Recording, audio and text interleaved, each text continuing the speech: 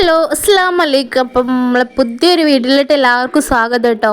അപ്പം ഇന്നൊരു recipe video ഉണ്ട് ചെയ്യാൻ വേണ്ടി പോകുന്നത്. ഓൺലൈനിൽ കണ്ടതുപോലെ തന്നെയുള്ള ഒരു കുക്കർ ബിരിയാണി ഉണ്ടാക്കാൻ പോകുന്നത് ഈസിയാണ് കേട്ടോ. അപ്പോൾ കൂടുതൽ ഡെക്കറേഷൻസ് ഒന്നും പറയാണ്ട് ഞാൻ നേരെ വീഡിയോയിലോട്ടാണ് പോകുന്നത്.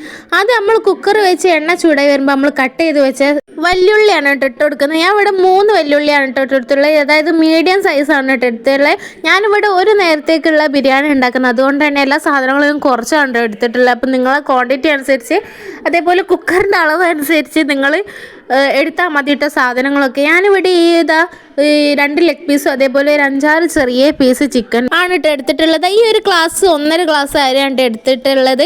അപ്പം നിങ്ങൾ എങ്ങനെയാണ് അളവും കാര്യങ്ങളൊക്കെ നിങ്ങളൊരു അളവിനായിട്ട് എടുത്താൽ മതി കേട്ടോ. അപ്പം നമ്മൾ ഉള്ളി ഇതവിടെ നന്നായി വഴണ്ട് വന്നിട്ടുണ്ട് കേട്ടോ.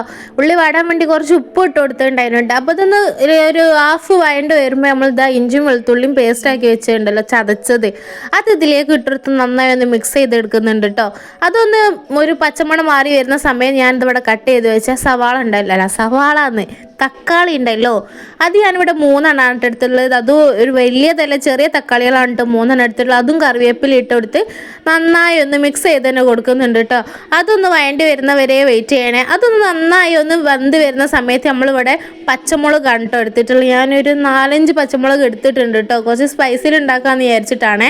അപ്പോൾ അതും ഇട്ട് കൊടുത്തിട്ടുണ്ട്. അതും നന്നായി ഒന്ന് മൂപ്പിച്ചെടുക്കുന്നുണ്ട് കേട്ടോ. അതിൻ്റെ എല്ലാ ഒരു പച്ചമണം മാറി ഒന്ന് വെന്ത് വരുന്ന സമയം ഞാനിത് മസാലപ്പൊടികളാണ് ഇട്ട് കൊടുക്കുന്നത്. മഞ്ഞപ്പൊടി, ചിക്കൻ മസാല, അതേപോലെ ഇത്തിരി ഗരം മസാല, പിന്നെ മുളക് പൊടി, ഇതൊക്കെയാണ് ഞാൻ ഇട്ട് കൊടുത്തിട്ടുള്ളത്. എന്തൊക്കെ വിട്ടുപോയ ഇത്തിരി മല്ലിപ്പൊടി ഇട്ട് കൊടുത്തിട്ടുണ്ടായിരുന്നു കേട്ടോ. പിന്നെ കുരുമുളക് പൊടി ഇത്രയും ഇട്ട് കൊടുത്തിട്ട് ശേഷം നമ്മൾ നന്നായി ഒന്ന് മിക്സ് ചെയ്തെടുക്കണം കേട്ടോ.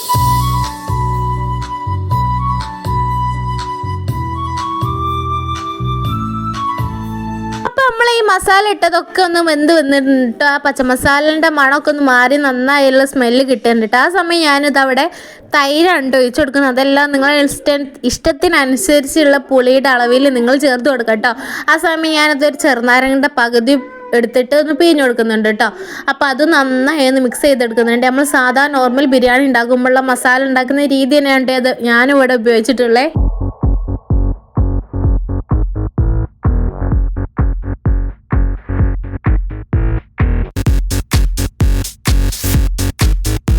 അതൊന്ന് സെറ്റായി വരുന്ന സമയം ഞാൻ അവിടെ കഴുകി വൃത്തിയാക്കി വെച്ച ചിക്കൻ്റെ പീസസ് ഉണ്ടല്ലോ, അത് ഞാൻ അതിലേക്ക് ഇട്ട് കൊടുക്കുന്നുണ്ട് കേട്ടോ.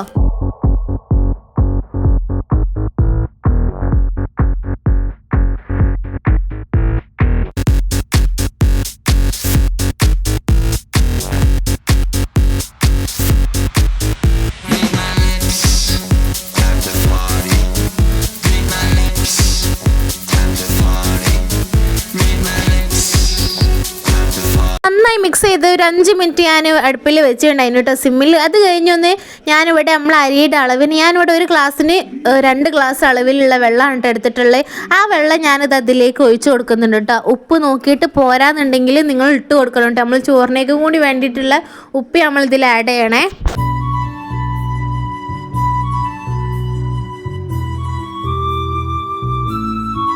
ഇവിടെ കട്ട് ചെയ്ത് വെച്ച കുറച്ച് മല്ലിയിലുണ്ടല്ലോ, അത് ഇതിൻ്റെ മേലേക്ക് അങ്ങനെ ഇട്ട് കൊടുക്കുന്നുണ്ട് കേട്ടോ. അതേപോലെ ഈ വെള്ളം ഒന്ന് ചൂടായി വരുന്ന സമയം ഞാനിത് കഴുകി വൃത്തിയാക്കി വെച്ച് നമ്മൾ അരി ഉണ്ടല്ലോ, ഞാനിവിടെ ജീരകശാല അരിയാണ് എടുത്തിട്ടുള്ളത്. അപ്പോൾ അത് ഇതിലേക്ക് ഇട്ട് കൊടുക്കുന്നുണ്ടേ.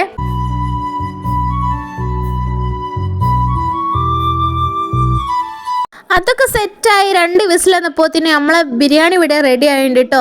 എനിക്ക് പറ്റിയൊരു ഫാൾട്ട് എന്താണെന്ന് വെച്ചാൽ 2 വിസിൽ മുഴുവൻ വേണ്ടായിരുന്നു. ഒരു വിസിൽ, അതായത് ഒരു വിസിലും അതേപോലെ 2ാമത്തെ വിസിൽ വരുന്നതിൻ്റെ കുറച്ച് മുമ്പായിട്ട് ഓഫ് ചെയ്ത് എടുത്തിട്ടുണ്ടെങ്കിൽ കറക്റ്റ് വേവിന് കിട്ടും കേട്ടോ.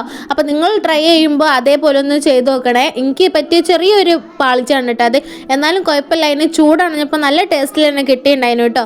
അപ്പോൾ ഇതേപോലെ ഒന്ന് ട്രൈ ചെയ്തിട്ട് ഇഷ്ടപ്പെട്ടിട്ടുണ്ട് എന്നുണ്ടെങ്കിൽ ഒന്ന് ഫീഡ്ബാക്ക് അറിയണം. അതേപോലെ സബ്സ്ക്രൈബ് ചെയ്യാതെ കാണുന്നവരുണ്ടെന്നുണ്ടെങ്കിൽ ഒന്ന് സബ്സ്ക്രൈബ് ചെയ്ത് സപ്പോർട്ട് ചെയ്യണം കേട്ടോ.